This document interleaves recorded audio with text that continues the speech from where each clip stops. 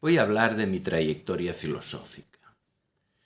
De hecho, mi primer contacto con la filosofía fue de adolescente.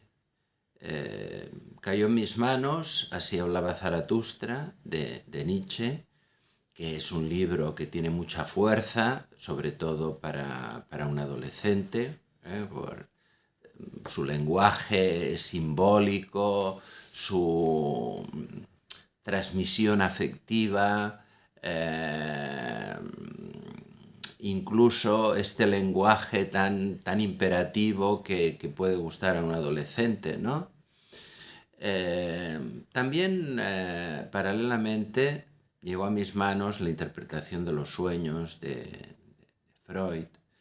Evidentemente, ambos libros los leí como pude, pero para mí fueron algo estimulante y algo sugerente.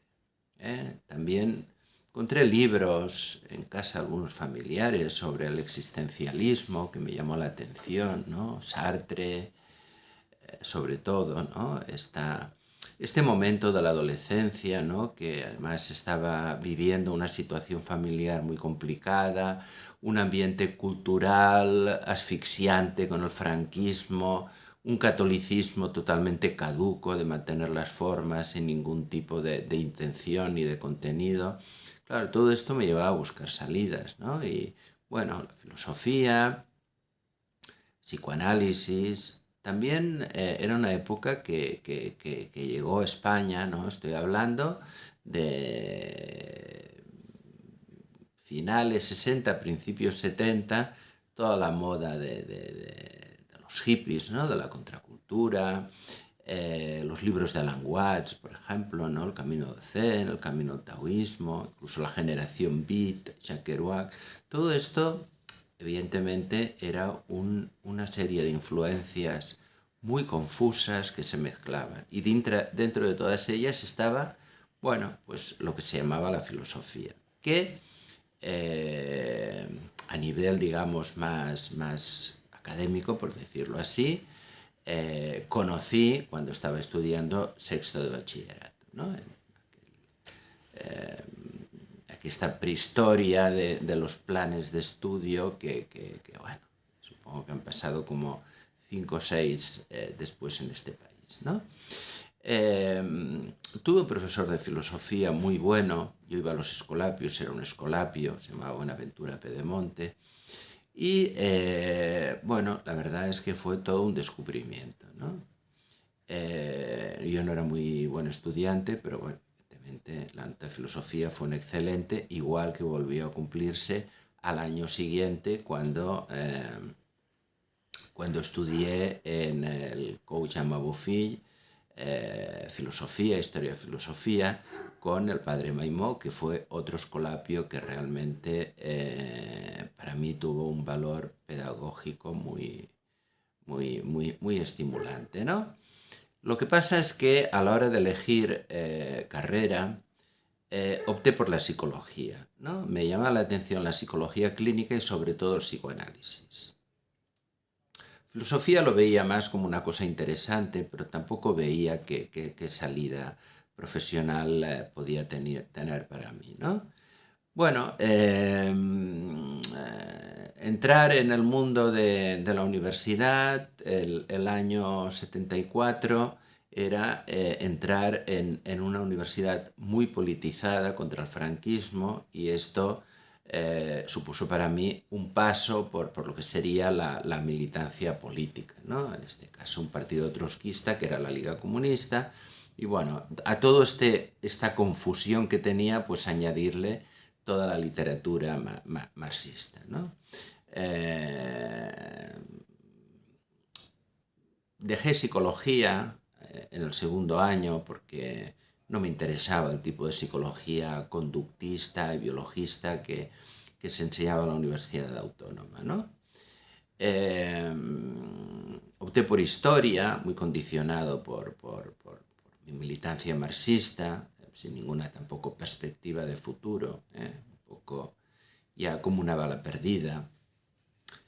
Eh, y bien, al final todo esto concluyó en un fracaso tanto en lo que respecta a mi militancia política como mi vida académica, ¿no? Y esto me llevó a un tiempo que de alguna manera considero como desértico, ¿no? Atravesar un desierto en el cual la verdad es que,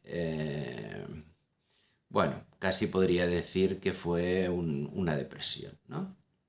Que clínicamente nunca lo consideré ni se consideró así, ¿no? Bueno, esto duró un tiempo. Luego, vamos a ver, en un determinado momento me reinicio. Es decir, salgo de este estado de estancamiento y esto supone dos opciones. Primero, entrar en el mundo del orientalismo, podríamos decir, a través de prácticas que primero sería el yoga y luego sería el tai chi y sería el qigong. Y luego matricularme en la Facultad de Filosofía, ¿no? En la Universidad de Barcelona, porque la primera parte, creo que no lo dije, era en la Universidad Autónoma de Barcelona, ahora es en la Universidad de Barcelona.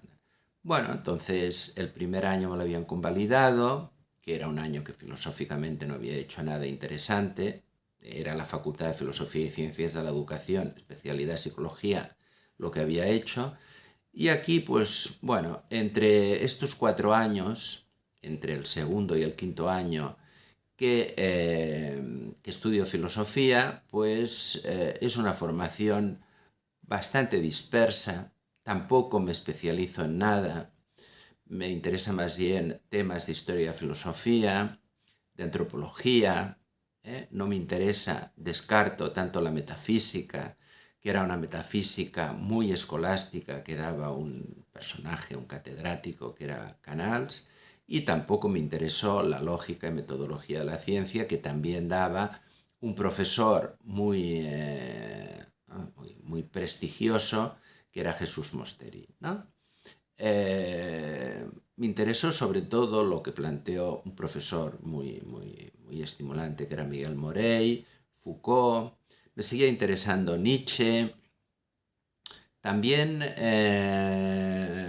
bueno, hice una asignatura, por ejemplo, de antropología filosófica con un profesor también de prestigio, ya mayor, que era Francesc Gomà, que me vuelve a plantear todo el tema de la antropología freudiana, una buena asignatura con Ramón Valls de la fenomenología del espíritu de Hegel, otra asignatura muy interesante con Sales sobre la crítica a la razón pura. Tuve también otro profesor que me gustó mucho, que era Antonio Aguilera, que estuvimos trabajando un libro de Richard Sennett, sobre todo, ¿no? El declive del hombre público. También Rafael Argullol me estimuló bastante en todo lo que era el tema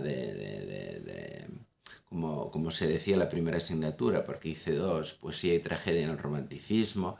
Bien, o sea, la verdad es que todo bastante disperso, ¿no? Luego vino lo que sería mi preparación de oposiciones para entrar en la enseñanza secundaria y aquí, pues bueno, hice todo un estudio sistemático, empecé a trabajar como profesor de filosofía y esto supuso una buena experiencia filosófica para mí porque era entrar en la didáctica, era entrar en cómo explicar filosofía a adolescentes a los que tenía que motivar, por lo tanto ir de lo más básico, intentar transmitir la inquietud filosófica, pero durante un tiempo este fue mi trabajo, mi esfuerzo filosófico fundamental. Esto combinado con mi entrada o mi continuación de lo que sería todo el trabajo de Tai Chi, de Qigong, es decir, y bueno, un interés vinculado a esto por el taoísmo, pero que de alguna manera tenía el límite de que tampoco me decidí a aprender chino, ¿no? También me interesó el budismo zen sobre todo, estuve practicando también zazen durante un tiempo. Bien, todo esto hasta que en un determinado momento, pues decido, de hecho, dedicarme más a fondo, digamos, a la investigación filosófica. Primero, llevo un tiempo que me dedico bastante, digamos, a la filosofía política, me interesa sobre todo Castoriadis, me interesa Rancière, pero mi primera investigación, muy al margen de la academia, muy al margen de la facultad, por mí,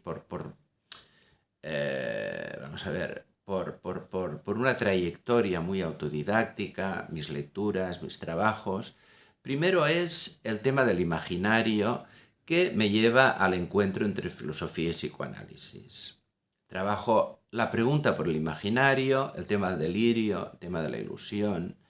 Esto me lleva a estudiar en profundidad sobre todo Lacan dentro del psicoanálisis, Castoriadis, que también lo había estudiado desde el punto de vista de la política, pero aquí me interesa sobre todo sus ensayos sobre el imaginario social. Y bien, esto me lleva a escribir un libro que se llama Redes y Obstáculos, que publico el 2010. A partir de aquí empiezo lo que será desde el 2011 toda la investigación filosófica que estoy haciendo hasta ahora, año 2024. O sea que durará, de hecho, 13 años. El 2011 publico un artículo que se llama Budismo, o no me acuerdo muy bien el orden, pero creo filosofía, psicoanálisis y budismo, que ya marco una trayectoria para estudiar la filosofía como transformación de sí. Y esto viene sobre todo por la lectura de Pierre Radot. Entonces, este planteamiento de Pierre Radot lo intento ver si hay un posible encuentro con el psicoanálisis, con el budismo, sobre todo el budismo zen, como prácticas transformadoras. Esto me lleva también a una relectura de Foucault, que de hecho había estudiado, como digo, con Miguel Morey, pero desde el punto de vista de la arqueología del saber y la genealogía del poder, y aquí en cambio sería el tema del cuidado de sí y todo el debate que tiene con Pierre Radot. Esto me lleva a hacer algunos artículos, pero veo que se me pregunta por algún libro y este libro no existe. Entonces yo publico el año 2017 Ejercicios espirituales para materialistas, el diálogo imposible entre Pierre Radot y Michel Foucault. Y esto me llevará también a un